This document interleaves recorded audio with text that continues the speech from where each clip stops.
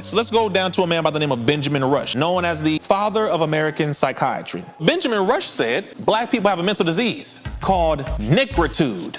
It causes their skin to be dark. It is a form of leprosy. And it is what makes them inferior to us, and it also makes them sick. So we need to be separated or segregated from them. Did you know that there is a psychiatrist by the name of Samuel Cartwright? This white man said that slaves who want to run away from slavery have a mental disease called drapetomania. Yo, I can't want to run away from slavery because that makes me crazy? Damn!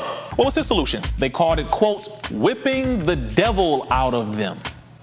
Reason, wait a minute. Why you want to run away? You got a devil in you. Whip the devil out of him. This is the foundation in the history of psychiatry and really the field of mental health. This you? This science? This is you. Mind you, if he's the father of American psychiatry, then anyone in the area of mental health or psychiatry, psychology, a therapist, all of this is a part of the foundation of what you study. So you need to know this before parroting the updated version of the insane, disproven, unproven, nonsensical, idiotic things that they have us out here parroting. Let's continue to the next person here. You have someone by the name of, by the way, Benjamin Rush. The person's face, that face that you see on the seal of the American Psychiatric Association, is Benjamin Rush. And his face was enshrined on there from 1965. I believe now they have a brain, not like the big black brain though, but they have a brain on there as the image because of so many protests and people calling out the fact of how racist Benjamin Rush was. Next person, you have someone by the name of Dr. Henry Cotton. Now, Henry Cotton, same thing, biological perspective. People who are insane have a biological issue. There's something inside of their bodies causing them to be crazy, causing them to be different from us and for them not to think logically. But what was his solution to this mental problem? Because people are crazy. His solution, well, Dr. Henry Cotton said, well, there's a bacteria causing them to be insane, so we have to do things to remove body parts because these body parts were infected with this bacteria. So the first area they would go to were the teeth. So Dr. Henry Cotton and his assistants, nurses, would start extracting teeth out of the heads of people, right out of their mouth, one by one by one by one. Because they said this will help with their mental illness and they will become sane and they will no longer be crazy. Then he said, well, you know what? Since my patient isn't getting better, because people, I don't think would get better if you just start yanking teeth out of their mouth, right? He said, well, because they're not getting better, clearly what they've swallowed in their life because of drinking water or eating food or whatnot. So bacteria has moved down their esophagus. So, well, stomach has to go, a spleen has to go, an arm, a leg. You think I'm playing? Y'all really think I'm joking? This is really the foundation, the history of psychiatry, which goes into every area of what we call the field of mental health. This is why we shouldn't be so quick to call a person crazy. The very industry that we are using as the measuring stick, as the standard to determine who's sane and who's insane, who's crazy and who is not, is crazy as hell to begin with. Really crazy. Let's go on to the next person. In Leipzig, Germany, you had someone by the name of Wilhelm Wundt.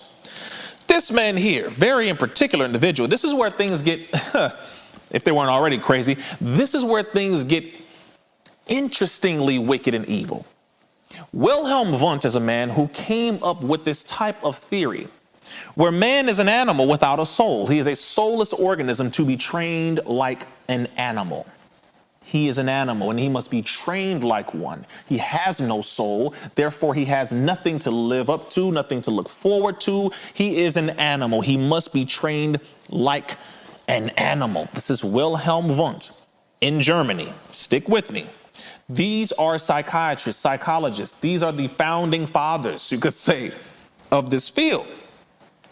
Interestingly enough, in 1882, there is a man that a lot of people quote, and I mean, I hear people quote him so much it blows my mind. His name is Friedrich Nietzsche. A lot of people quote Nietzsche as a philosopher, and they say all these different things that sound so enlightening and wonderful, and they do sound that way, but read a little more about what Nietzsche has said. For example, one quote of Nietzsche is, quote, "God is dead, God remains dead, and we have killed him," end quote. Nietzsche. Next person.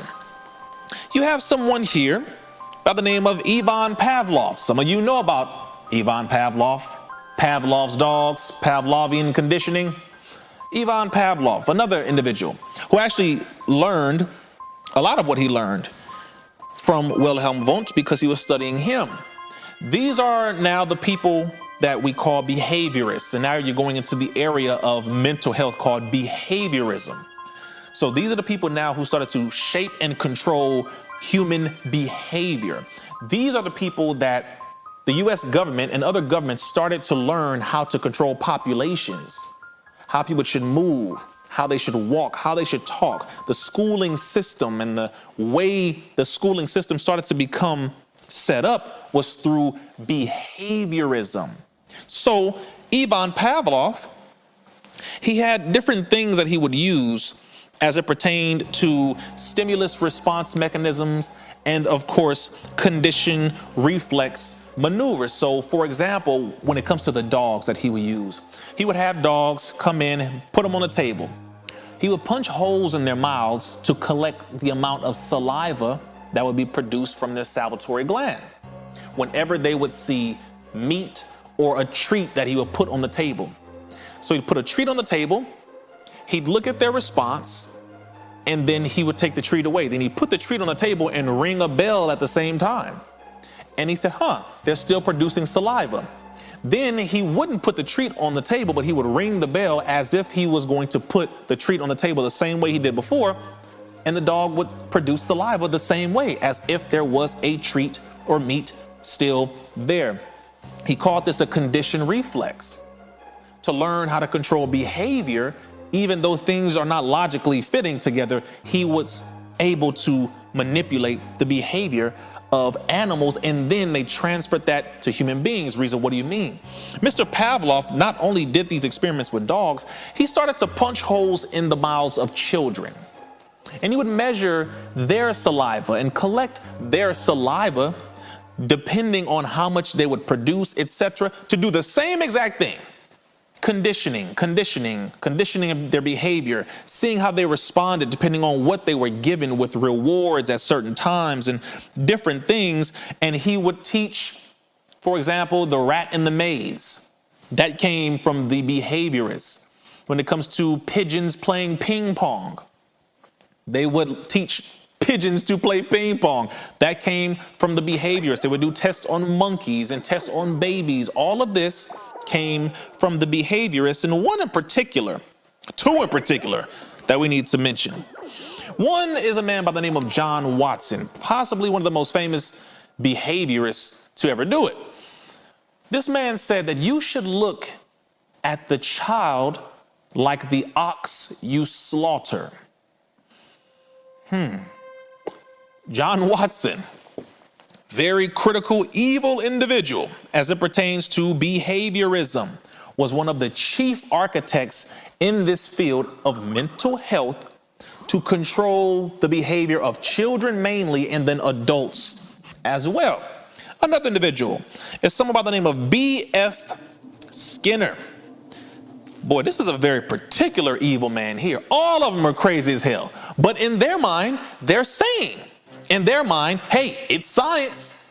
Trust the science. The science is settled in their mind. This to them was sanity. So now we have to redefine what is sane and what truly is insane, because these insane things became sane so that sane people would think it was sane when they were really becoming conditioned to follow insane people to begin with. B.F. Skinner is another individual from Harvard. Hello, Harvard. You got some questions to answer, Harvard. How the hell did you let this dude get past? He better. All right. Harvard, this is what you produced. B.F. Skinner is a man who came up with something called operant conditioning. And now he is most famous for, out of many things, something called the Skinner box. Now, in this box, it's crazy because so many scary movies were made from these individuals and the things they were doing. So many scary movies. B.F. Skinner is a man who came up with the Skinner box, where inside of this box, he controlled everything, the temperature, the lighting, everything inside of this box. He put his own daughter in this box for nearly a year, and he was conditioning her in this box from the time in which he fed her to the temperature that he would control from heat all the way down to cold. Everything he was doing was to condition, like an animal, like a chicken, like a pig, like an animal, a dog, a rabbit. B.F. Skinner with operant conditioning in the Skinner box. He learned a lot from Ivan Pavlov in the Pavlovian conditioning. Now, let's go over to someone by the name of, let's go over to the Judge Rottenberg Center.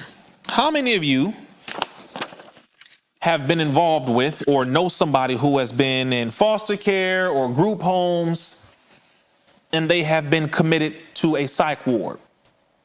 A lot of you know what I'm talking about, because this is the real side of life that a lot of people don't discuss, but it happens all the time. There was a center, like many others, called the Judge Rottenberg Center, where they were sending children to be conditioned, but they would say this is to help them, etc. But this was a center for the so-called bad children. And in this center, they got funding to put these electrodes on the arms of these boys. And if they acted up in any way, in a way that the people didn't like, in the way that those who worked at the center did not like, they could simply press a button and zap them on the arm. If they resisted, they'd zap them again. If they'd scream, they'd zap them again. And if they tried to kick because it was hurting so much, they'd strap them down and zap them again until they complied. That hurts, that hurts, that hurts, that hurts, that hurts, that hurts, ow, that hurts. Okay, stop for real. Stop. This is called torture. They called it treatment. They said, this is what you deserve, this is what you get, you need to comply. Let's continue. The Judge Rottenberg Center, which is a center like many others, for men who had sexual problems, meaning men who couldn't control their sexual urges and who would either try to force themselves onto women or try to force themselves around children in a sexual manner. There was something called the penile plethysmograph that would be strapped to these men. And the penile plethysmograph is something, I know some of y'all like, I like that. I actually like that. There's this machine, right? They would strap these men to this machine, and they would test them to see what aroused them. And depending on what aroused them, it would give them a shock. It's crazy. Now, I know some of the ladies out there like, you know what? Let's bring that back. Let's go ahead and bring that back. And I can't say that I would disagree with you. I'm just going down the history so you can understand exactly what the whole field of mental health is about to a degree, because we're going to have to go into another part two, because this is a whole lot to look at. Let's fly over to Nazi Germany, for example, because a lot of people have this mix up when it comes to history as well. Hell, did Hitler get it from America? Did America get it from Hitler? Did the Nazis get it from America? Did America inspire it to happen with the Nazis? What is it? What happened? Blah, blah, blah. A lot of people hide this history, but we're going to go ahead and open it up.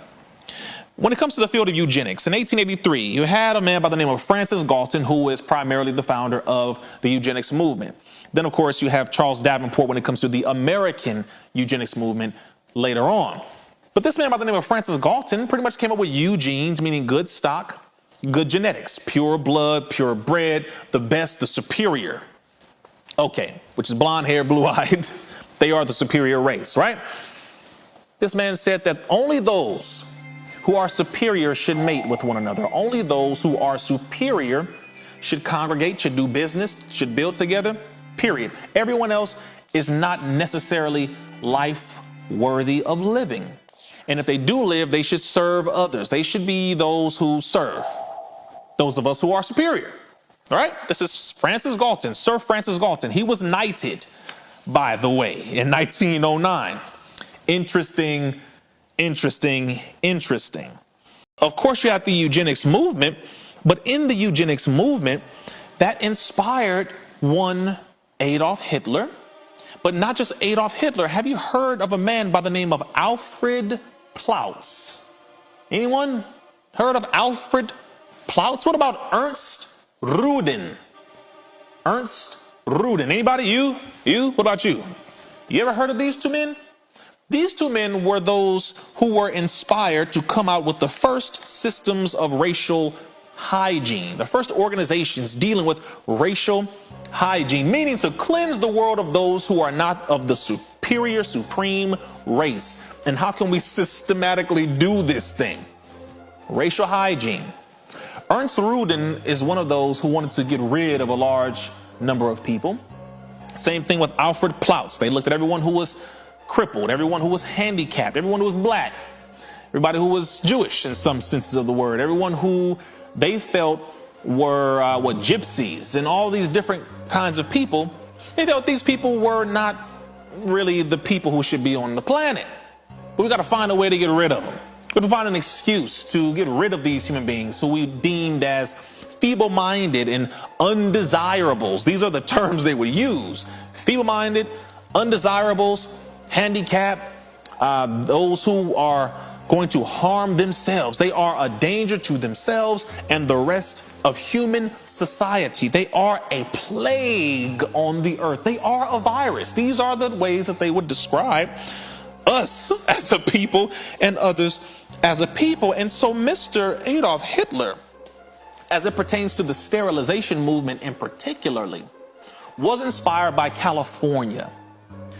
Adolf Hitler gave the credit as it pertained to a lot of what he learned regarding sterilization to California because of how successfully California was utilizing sterilization techniques through the American eugenics movement on black women and brown women, primarily in the prisons of California, and black men as well. Think on that for a quick moment. Over 30 states in America had sterilization programs, well funded, lots of money. It was going down all over this country. And that piece helped to inspire Adolf Hitler. Not only that, but there was a man by the name of Madison Grant. There is a book titled The Passing of the Great Race. This man, Madison Grant, an American eugenicist, was arguing the point that yes, we are the superior race, and the same old wash, rinse, repeat thing. Well, they should not be on this planet, and we are the supreme beings, and blah, blah, blah, blah, blah. This is what we should do. We should own this.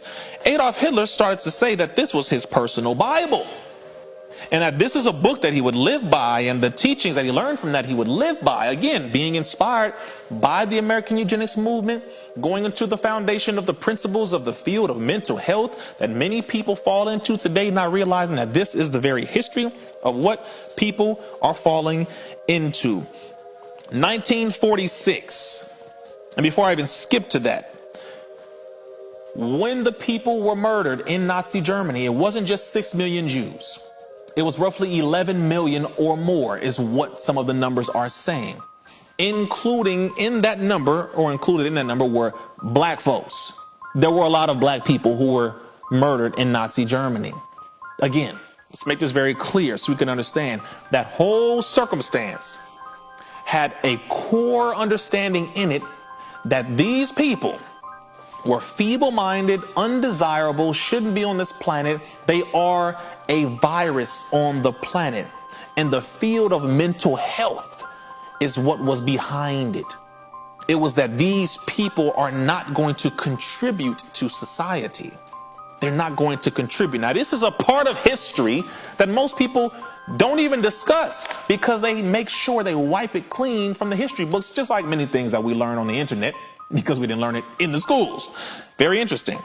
So as that happened, we know about 1946. And if you don't know about 1946, I'm talking about the doctor's trial at Nuremberg.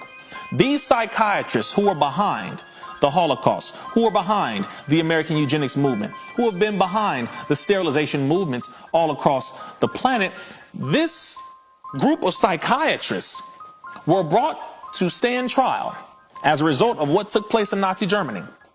Do you know that the Nuremberg trials, when it came to these Nazi scientists, that a group of them blamed it on just a few so that they could not be prosecuted, they could still operate, and many of them, after the trials, went back to work.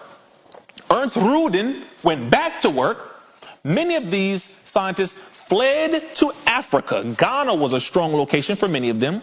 And they continued to do the same things that they were doing in Nazi Germany, in Africa, and in other parts of the world, even parts of America as well. Their last names were changed, and they were offered, you can say, asylum, some of them, but others didn't have to do it that way because they were deemed innocent because they blamed it on just a few. Hey, we weren't behind it, they were behind it. All kinds of nonsense. So this is a critical part, when we talk about people and say people have a mental problem. Please be mindful of where this whole industry got its origin so that you can know how to truly approach to knock this piece out here. The German Association of Psychiatry, Psychotherapy, and Neurology in 1999. What year? 1999. Admitted, finally, this is 1999. I was 9 years old when this happened. They admitted, quote, psychiatrists controlled the selection of those to be killed in Nazi Germany, end quote. That was one of the things that they finally admitted to as it pertains to how the field of mental health contributed to the eradication of human beings. You have the American eugenics movement. If you don't know about Charles Davenport, if you don't know about one Margaret Sanger, founder of Planned Parenthood, right? Y'all hear Kanye West talk about Planned Parenthood all the time. Planned Parenthood is a part of the American Eugenics Society, the American Eugenics movement. But it was first called the American Birth Control League, talking about Planned Parenthood. Margaret Sanger was an honorary Klanswoman. Margaret Sanger was one of those who sincerely said, quote, we do not want word to get out that we are trying to exterminate the Negro population, end quote. She was a heavy eugenicist, field of mental health. Let's continue. Benjamin Rush, as we mentioned earlier, talked about negritude, right? But did you know that negritude was used as a justification to help in the segregation of black people from white people? Y'all do know this, right? They thought we were diseased. It wasn't just, oh, black folk, oh, white folk. No. There were layers to this. They had advisors. They had people talking to them, telling them these people are diseased. You can't drink water with them. Don't use the restroom with them. You damn sure don't want to have sex with them because their disease is going to pass to you. Doesn't this make a little more sense now? Are there some dots connecting that makes you say, damn, I was wondering why they just hated us so damn much. I mean, with a passion. It's not just, yes, we have different natures, different cultures as a people, white and black for sure. But there was a difference when it came to the eugenics movement, when it came to the field of mental health and mental hygiene and how we operated, how they looked at the people. They're diseased. Benjamin Rush, again, had that kind of authority because he was known as the father of American psychiatry. So he was influencing politicians and policies and different things of that nature. You have another man by the name of Samuel Cartwright. Now, Samuel Cartwright, for those of you who don't know, I'm about to mention something that you are really going to be like, you gotta be, okay, bro. Everything else so far has been crazy, right? All right. Remember how, and I'm going to mention Kanye because, again, this is another piece. He's one of those people who has become a victim of the field of mental health in some ways. I'm just going to mention that because that is a fact, and I'm going to drop a piece regarding that. Remember when he said slavery was a choice? Okay, well, on one hand, that is true. On one hand, let's not get this twisted. Don't turn it off now. Don't you turn it off. Come on now. You're too far with me. Don't turn it off. He said slavery is a choice, or was a choice. Well, Nat Turner made his choice. Okay, you with me now? Nat Turner made his choice. He said, hey, the Bible says something here about retribution and, and he who lives by the sword shall die by the sword and you reap what you sow and blah, blah, blah. Wait a minute. So he made his choice, Nat Turner. But when he said slavery was a choice, did you know that there is a psychiatrist by the name of Samuel Cartwright? Samuel Cartwright. This white man, he said that slaves who want to run away from slavery have a mental disease called drapetomania. Yo, I can't want to run away from slavery because that makes me crazy? Damn. Doesn't that bring a new understanding and a new level of understanding to why police operate how many of them do? Not every single one, but how too many police officers operate? Stop resisting, even though you're not resisting, you're sitting there like drinking something. Stop resisting. They have to say that because it's a whole liability thing. It's a trick on the camera so that they don't get fired for using excessive force. Yeah, we know what the hell you're doing, but whatever. Do you know you had a mental disorder, a mental disease, a mental illness if you wanted to run away from slavery? So while you're chewing on that and you're watching this with your friends and family at the house and you're laughing right now because you're like, I cannot believe it is a real thing. Crazy, very crazy. But what, Reza, pray tell, was the solution to this? What was the damn cure for this one? What was the cure for this one? Benjamin Rush said the cure to nigritude, right? The nigritude, which is the disease that makes black people actually black. It's causing their skin to be dark. It's like leprosy. His solution was to expose the white meat, rip off their skin in different ways. P.S. I forgot to mention, Benjamin Rush was also known as the master bleeder. Why the master bleeder, Reza? Because he said insanity is caused by having what? Too much blood on the brain, baby. Woo, this is crazy. These are some crazy as hell people. Y'all. Okay. Too much. How much is too much? How much is not enough? Too much blood on the brain is what insanity. It's what causes insanity. Benjamin Rush. You rushed to too many damn conclusions, sir. Good riddance to you. Now, let's fast forward back to the next point. What was the solution for Samuel Cartwright saying black people who have this disease that's called drapetomania who want to run away from slavery? What was his solution? They called it, quote, whipping the devil out of them, end quote. Reason, wait a minute. Hold on. You mean to tell me that us being whooped, literally being whipped, back in those times, wasn't just because of the Bible? Wasn't just because of their manipulation of religion and Christianity and them saying that we were born to be servants and we were born slaves and we were born children of the devil and we should be whooped, etc., etc. But also they put another cut on it, a slant on it. They added a little bit. They stepped on it. Samuel Cartwright said whipping the devil out of them because there must be a devil inside of them possessing them to want to run away from their massa. They love massa. Why you want to run away? You got a devil in you. Whip the devil out of him. This is a foundation in the history of psychiatry and really the field of mental health. This is you? This science? This is you.